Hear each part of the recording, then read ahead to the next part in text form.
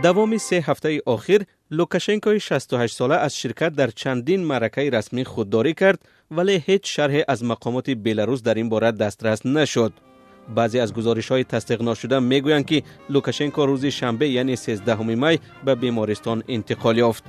بار آخر لوکاشنکو در مظهر عام در جشن‌های روز 9 می دیده شد.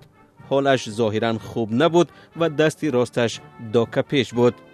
سخنگوی پرزیدنت روسیه دیمیتری پسکوف روز 15 می به سؤال ژورنالیستان درباره اینکه تا کجا در کرملین از پخش آوازه‌ها درباره مشکل سلامتی لوکاشنکو در تشویش هستند، خواست که به آوازه نو معلومات رسمی تکیه کنند.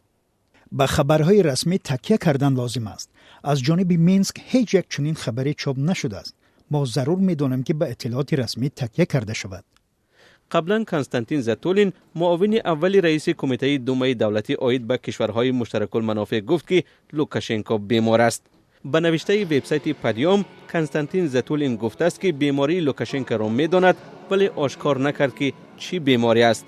دفتر مطبوعات پرزیدنت بلاروس خبرها را درباره بیماری لوکاشنکو شرح نداد، ولی گفت که او با سندها کار را ادامه می‌دهد.